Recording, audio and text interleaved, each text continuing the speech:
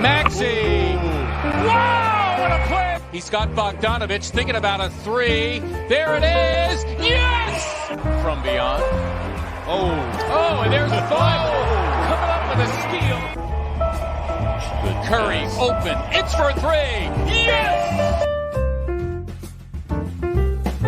And now, Morning Cup of Joe. What is up? Good morning, Sixers fan. Welcome to Morning Cup of Joe. It's your boy Dives, Mr. Crockpot on Twitter. Today, we are doing a film analysis on the Sixers' 115-109 loss last night to the Toronto Raptors. And to help me do that, my man, the legend, he is Tiago. Follow him on Twitter at tscabia. Good morning, Tiago. Good morning, Chris. Talk about another close, hard-fought Sixers game. It was a lot of fun last night. Some great things to talk about. Some not so great things to talk about, obviously. So, yeah. The good news is Sixers moved to 8-5 on the bad news, the Sixers moved to 8-5 on the season. The good news, it's Disney Plus Day. I'm really excited. I'm really excited to see what we're gonna, especially Marvel and Star Wars for today. But anyway, let's break it down. Tyrese Maxey, 33 points. What an unbelievable performance by Tyrese Maxey last night. You look at his fourth quarter there, 15 points, 5 of 7 from the field, 4 of 4 from the free throw line. Just terrific. You look at his last 6 games, the dude is averaging 20 plus a game. He's got 33 assists compared to just 4 turnovers in that span. Dude was absolutely terrific. Nearly won the Sixers a game. Tiago, what was your take on Tyrese Maxey last night? Yeah, I mean, my biggest take with Tyrese Maxey last night is not only last night as a whole, but also the way that it's been playing since like Tobias left and Joel left, is the fact that his confidence really seems to take a shot up even higher when he's needed the most, right? So when he's on the floor with Joel and Tobias, he's usually not asked to do a lot, but without those two guys, he takes on a different type of personality offensively. And it's really impressive to watch because, again, the guy's, 21, barely turned 22. Just turned 21. Yeah, literally like a few days ago. Right, just turned 21. And there's really no moment that's big enough for him. He plays with tremendous pace and tremendous just like energy. I mean, you can definitely tell the team feeds off his energy as a player, as a scorer. And I thought that last night, there were key moments in the game late in the first half and in the fourth quarter where I thought Tyrese Maxey absolutely took the game over. I pushed the team well past the struggles they were having at the time, and it really helped propel them to what I thought should have been a win. Ended up not being a win, but nothing but respect for Tyrese. I mean, the way that the Sixers use him offensively is very interesting. They'd like to really get him out like downhill with momentum. So, they'll set up a play where Maxey will kind of be sitting out on the wing, and as soon as the ball kicks to him, he kind of attacks downhill. It really catches the defense off guard. They really cannot match with that type of speed. He's playing very fast. He's not sitting on the ball, not hesitating. It's creating a lot of opportunities for the Sixers at the rim. So he's becoming quite a weapon. You can actually make a case right now. He can actually be playing at a kind of all-star level if you're going to ask me the last couple of weeks. So. Yeah, just going off his fourth quarter scoring, I know it's just 2 games. It's just 2 games. It's just 2 games.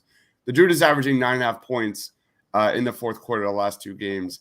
You look at that compared to the rest of the NBA. Like Brogdon leads the league in fourth quarter scoring 8.3 points in the fourth. DeMar DeRozan 7.9, LeBron James 7.5, Brandon Ingram 7.3, Paul George 7.2, Giannis 6.2. Like 9.5 is legit. That is absolutely legit. And you look at his shot charts from last night. Dude was just a surgeon at the rim as he's been his entire Sixers career. So he was just cooking, especially in that fourth quarter where the Raptors had no answer for him getting buckets at the rim. So any last comments on Tyrese Maxey before we kind of dive into what went wrong? Yeah, I mean, it's impressive because we talked about our last show, or one of the last shows against the Knicks, was the fact that, his struggles at the rim led to them not being able to score late in games. But last night, that was not the case. Now, granted, the Raptors really don't have like a traditional five. They're a little bit smaller on the interior, so I think that helps a little bit. But even from the standpoint of being able to catch and shoot, I mean, he's shooting something close to 40% off the catch and shoot. He seems to really have found his niche in the corner. I think he's shooting well over 40% in the corner. Again, like small sample size, but if I'm not mistaken, he missed one from the corner yesterday, but he seems to be very comfortable there. So you're starting to see a little bit more of a diversified scoring portfolio from Max instead of just attacking the rim and kind of rely on that floater. So yeah, all positive signs to Tyrese beyond the fact that I thought he played pretty good defense. He competes at a very high level defensively. We saw that on that block he had to against OG Anunoby late. I mean, OG Anunoby's got like 30 pounds on him, and it didn't really matter. Got caught on a switch, stayed strong, made the play, attacked the defense on the opposite end, and got a bucket. So, yeah, man, this is it's been an awesome run for Tyrese Maxey. This is exactly what the Sixers wanted from him, and they're getting all of it right now. Yeah, and I just want to like re-emphasize the Sixers are second best in the league in turnovers per game. They average just 12.7 turnovers. That was an Achilles heel last year at times. I'm not going to name names, but you look at Maxey's ability just to kind of limit turnovers, and considering who has been out this season, you look at like his. We all knew going into this year he needs to take a few steps as a point guard, which I was a little concerned with at first. But his emergence, his development has been real, especially just not turning over the ball. It's just been incredibly impressive. But let's go on to late game offensive execution, which again showed its ugly head late last night. We've got two plays versus the Sixers. I'm going to the tape here with a minute and change remaining here. Tiago, lead us off. Yeah, so execution more towards the defense side of the ball yesterday. I thought that offensively, they were going to be shorthanded offensively. They were going to struggle to score without Joel. And for the most part, the fourth quarter, they kind of matched Toronto stride for stride offensively. But defensively, what really did them in last night were two 3-pointers late in the game when they were up 2, and it quickly became a down 3, down 4 situation. And Toronto ran the same play twice to get that. So the basic idea here right off the bat is that you have Andre Drummond out on the court, right? So Andre Drummond is not a very switchable center. Get him out of space, get him out on a switch, and now you're going to put your defense in conflict because guys are going to have to rotate and cover for what you're about to see, which is, I think it's Prince Achua running and rolling it aside. So, Drummond hedges towards the shooter. You see at that point, Tyrese kind of cover inside and cover. Let's just stop right there. So you see Tyrese kind of hedge inside and protect Achua rolling as a downhill threat. Now, the good part about this play is Seth Curry has the awareness right off the bat to rotate towards the wing. So he sees that there's going to be a pass coming towards the wing for a 3-point shot. That's the good thing. The bad thing, it's Seth Curry rotating towards the wing to cover for that 3-point shot. And the reason why I say that is because, he kind of gets there, but then you see how the Sixers are deficient without Thibault and without Ben Simmons on the court.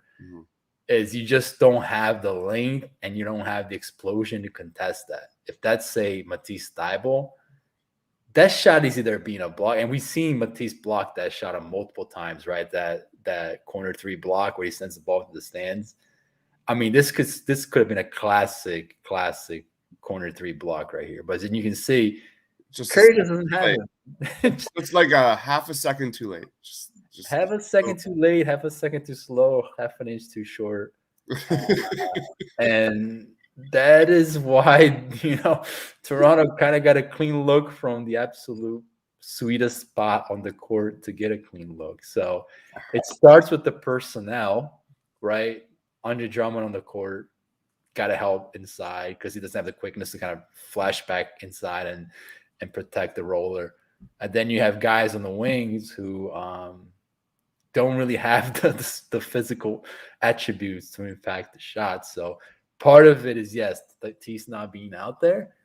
Part of it is the Sixers are missing Ben Simmons. And that's kind of how it started. And I don't know if this is the second one, Chris. Yeah, it's the second one here. With 29 seconds remaining, the Raptors are up 1. Yeah, so again, same. I don't know if you can stop it back out again. Go back. Same thing, right? So the Raptors, just stop it. So Raptors, same thing. You got Andre Drummond out on the perimeter. They called them out for a switch. And now you got Korkmaz. Well, you still had the same line, the same personnel, but Korkmaz is out there now. Curry, same thing. So you have a similar type of concept. They're going to attack the paint. Korkmaz, I think, is going to have to hedge inside to protect. Now, again, kick out to the corner. And I don't know if you would go back just a little bit, Chris, because I want to show like Korkmaz's. He doesn't have the same instincts, obviously, as Matisse Thybulle, and not even as Seth Curry, because he's a little bit too far in, and now he's up in the air, right, trying to block a shot that was probably never going to happen. You already have Tobias Harris there kind of protecting the shot. So by him getting up in the air, now it's a wide open three-point corner shot. Right open. I mean, he doesn't have, and then he trips over a defender or his own player a little bit, and Curry's never going to be able to get there at that situation. So again, Curry out on the court, good awareness, not so much the physical attributes. Korkmaz out on the court, not so good much awareness. Definitely doesn't have the physical attributes. And Toronto running the same play twice, pretty much did the Sixers in late in game. So that is the crux of how the Sixers lost this game late in the fourth quarter. And then you ask the question, like, how could they have probably figured this out with the limited personnel that they had yesterday at their disposal, right? No Matisse, no Isaiah Joe, no Joel. If you want to keep Andre Drummond in defensively because he has been such a great rim protecting force and a rebounder for you, I can understand that for sure, because I think, the Sixers are very limited in who they can play at the small five. That's switchable. A team like Toronto has, Chua. They can play Siakam at the 5. They can play OG Anunoby at the 5. The Sixers don't have those players. But I thought that one of the things that I would preferably like to see the Sixers do late is go from offense to defense from a personnel standpoint, right? So if you need to call a timeout and put a guy like Paul Reed in on the wing, now you have a guy at the wing who can kind of make those plays that we just showed that neither Korkmaz nor Curry were able to make, because he's got that quickness, that size, that agility to kind of be able to contest the shot. So Sixers don't really like playing zone that much. It'd be another way to kind of stop dribble penetration. I can understand why you want to play zone late in the fourth quarter. Toronto shooting the ball pretty well. But to me, after the first play, I thought the Sixers missed an opportunity to be like, hey, maybe we want to readjust the personnel, call a timeout or something, or I don't know, just something to slow the game down and get the right personnel on the court. I thought those were kind of missed opportunities last night. Yeah. Where are we at with Furkan Korkmaz? Because the dude is shooting 5 of 23 the last 2 games. His nickname was fourth quarter Korkmaz. I mean, this is the ebb and flow, like we talked about during the post game of Furkan Korkmaz. He's not a stone cold knockdown shooter. He's a streaky shooter. This is what he is, what he's shown to be. But you look at the last fourth quarters of these last 2 games. Dude is shooting 1 of 13 in the second. No, 1 of 13 in the second halves. The last 2 games. So it's just tough. And I'm not like ripping on Furkan because he's been terrific this year. I'm not going to deny that. But it is what it is. 5 of 25 or so. 5 of 23 from the field. 1 of 13 in the second half of the last 2 games. I mean, that's what shooters go through. And defensively, yeah, I agree. And defensively, I think he's kind of getting beaten up a little bit, and it's more so a product of just what the personnel is right now. Yeah, I mean, it's going to happen. I mean, we've seen Klay Thompson go from stretches. He goes like 5 for 40. Yep. I mean, talk about one of the greatest shooters of all time. Steph Curry, the same thing. Korkmaz is not at that level, so he's going to struggle. It's perfectly normal. Absolutely. I do think that he's trying to do a little bit too much on the ball. I think if he kind of just goes back to basics as a catch and shoot player, maybe find his rhythm there. and then go from there. I think that a lot of times last night he kind of got a little bit too cute offensively as a ball handler. And then we talked about how he has improved as a ball handler, absolutely. But I mean, it's point guard is not for everybody in the NBA, man. And sometimes it's good to dish the ball and have somebody else create within the offense. But the Sixers are point guard deficient, especially now, and it's going to happen. He's going to have to shoulder the load, and struggles are going to happen. I mean, he does compete at a high level, so you definitely respect him for that. No question. Do you think he watched the tape from Tuesday's game where he was playing too much Carson Wentz ball? His shot was clearly not falling, and he was taking shots away from others.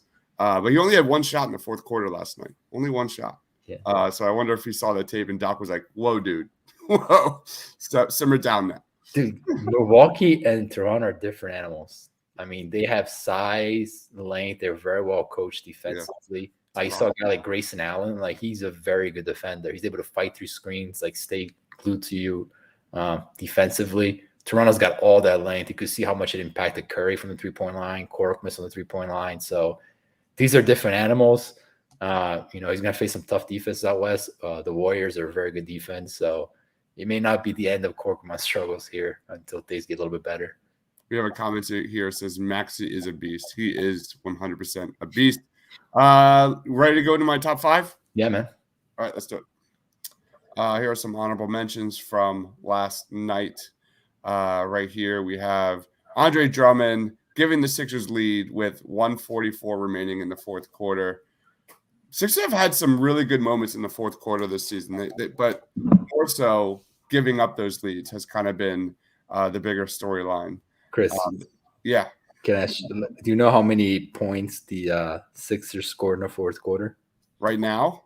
Well, last night they scored 31 points. 31 points, 11 of 19. We talked about this in the postgame. Like, that was like not very typical fourth quarter of Sixers, especially from an offensive output. So here's the thing. Do you know how many points Toronto scored last night in the fourth quarter? I could look at it real quick. Yeah, 34. They had 27 shots. The Sixers had 19 shots. They had 8 more shots in the fourth quarter. And that's all offensive rebounds. They had, I'm looking at it right now, they have 5 offensive rebounds. The Sixers had 1. We just saw right there with Andre Drummond. Yeah, I mean, without Andre Drummond, that number could have been a lot worse. And you saw like just how Toronto's offensive rebounding played a massive role in them winning that game last night.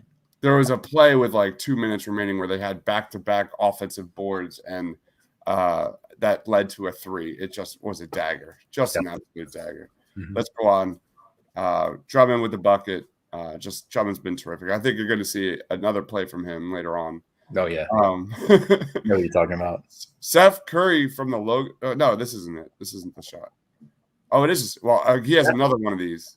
But here's the thing. On that shot, like, you see how his length has to make Seth Curry take that shot from all the way back there. Well said. I mean, he got chased off the three-point line a couple of times. Look where he's taking the shot from. If he knows if he takes one step closer, like, that's a block. So, yeah. Well, good point. Really, really, really good point. We're going to see that again very, very soon. Here we've got a block from Drummond. He had 4 blocks last night. Just been unbelievable addition for the Sixers. Drummond, Seth Curry pick and roll. He's got nothing there. Look at the length bothering Seth Curry there on the perimeter. Finds Drummond, and then he cuts to the basket. Awesome ball movement. Love that 2-man game there between Seth and Drummond. Absolutely terrific. Here we go. Another play. I think, Maxey contests the 3-point shot. I was just impressed with his fighting through screens here. We got another defensive possession from Tyrese Maxey. He was credited for a steal on this one, which I thought was interesting. But it looks like a block to me. It absolutely is a block. I don't know. So I don't understand that one. Yeah. Don't blame me. Blame NBA.com.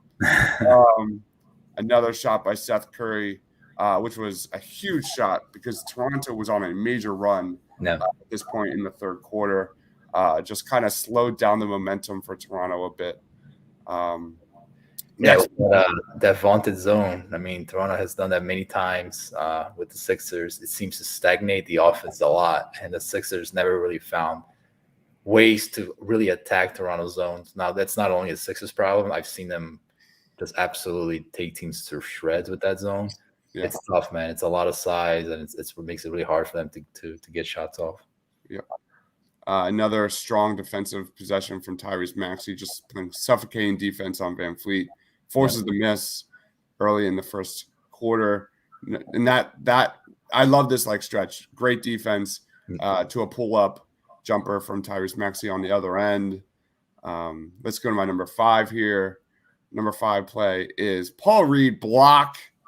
Leads to Sixers in transition. Look at Paul Reed just running the court. Maxey finds him for the Euro step dunk, man. Just awesome.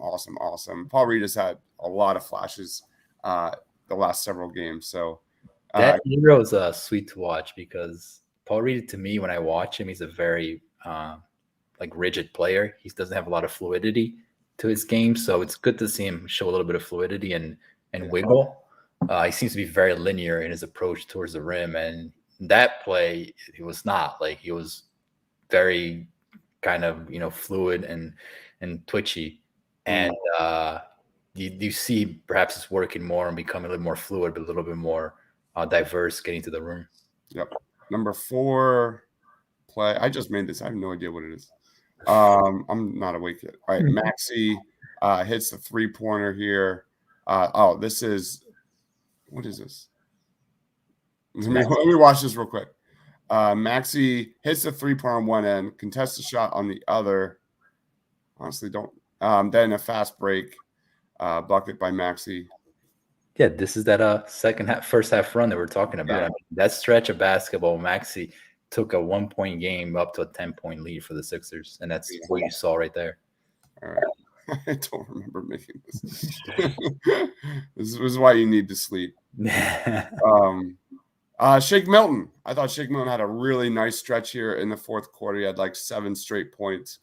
This is what we're going to see. It's a 3-pointer here. Next possession, Shake Milton gets kind of a fadeaway bucket in the paint, just cutting that Toronto Raptors lead. And then Shake Milton again on the drive, reverse layup, cuts it to 3. Shake Milton had a nice little run there in that fourth quarter. Number 2, Andre Drummond block was unbelievable. I mean, come on. Like, that was all. I don't understand how the refs even thought that was a foul. Well, I don't understand. That's obviously absolutely right. Like, there's no way that's a foul, and it's perfectly clear from the start.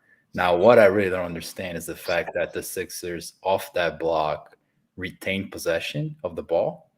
Then they reviewed it, confirmed that it wasn't a block, and then had a jump ball, which is insane. Absolutely. That is an absolutely insane rule. I mean, the Sixers retain possession. Once you confirm it's a block, not a foul, it's Sixers ball, not a jump ball. I mean, that rule is absolutely insane. If that rule is not addressed in the offseason, I don't know what to say. Yeah, well said. That was awesome. That was really cool. And then my number one, number one, of course, is Tyrese Maxey in the fourth quarter. You get the block here. Tyrese Maxey was just an animal in that fourth quarter. Again, 15 points, 5-7 from the floor, 4-4 from the free throw line, averaging 9.5 fourth quarter points per game the last 2 games, which would be probably leading the NBA if we push that to 10, 11 games. So that is my top 5 games of the Sixers last night versus the Toronto Raptors. Any final thoughts, Tiago? Yeah, man, it's been a fun stretch of basketball. The outcome has not been what we expected, but it's a long season. We talked about it last night at a post-game show. They're going to lose some games out west, and then their schedule is going to ease up, and they're going to have Joel back, and then they're going to win a lot more games. So if we look at this as a marathon, not a sprint, I still think they're in good shape, but it may be some turbulent waters ahead next week, so buckle in. Just stay healthy. I'm looking at you, Seth Curry. I'm looking at you, Tobias Harris. Just stay healthy, because that's really what it is. Like, this upcoming stretch is absolutely brutal. It's going to be really difficult. Hopefully, they can keep it entertaining and fun. While we watch these games during post-game shows, especially in Morning Cup of Joe. But just fast forward like a week or two from now, just stay healthy, Sixers. That's all that matters right now for me. We may have to adjust Morning Cup of Joe because the game's going to start at 10 o'clock at night. Yeah, that's good. I don't know how that's going to look. Yeah, that's going to be a problem. That's definitely going to be, because I'm not staying up. I'm going to be honest. Like I go to bed early. And I'm not going to do a post game at 2 in the morning. No, that's true. All right. Tiago, where can we find you? What do you got going on? Yeah, man, so we'll continue these as much as we can. It's a long season, but it's always fun to talk Sixers. And yeah, we're going to do these and always check out our website. We try to put out as much content as we possibly can. So yeah, check that out as well. You can follow me on Twitter at Mr. Crockpot. I've got the Tyrese Maxey highlight reel that is out from last night. The top 5 plays will be out as well momentarily. I've got a movie trivia tonight on 90s movies. That's going to be a lot of fun. It's a drinking game. And then we've got our movie draft Saturday night. This genre will be science fiction. That'll be a ton of fun. Me and Mark are already getting our Eagles draft content going, and that will probably be out this weekend. We both have our top 10s in the first round for the Eagles. They've got potentially 3 first-round picks. That will be dropping in the near future. In there? I have one. It's an interesting draft. There's one literally at the bottom of my list that I think, if available in that mid to late first round, home run, do it. But for me personally, I'm looking at defense. Yeah, I'm looking at BPA defense in the top half of this draft, and there are some really, really interesting prospects that fit the Eagles. So be on the lookout for that. Follow me on Tiago on Twitter at TScabia. For Tiago, for myself, thanks for watching, guys. Stay awesome, everyone.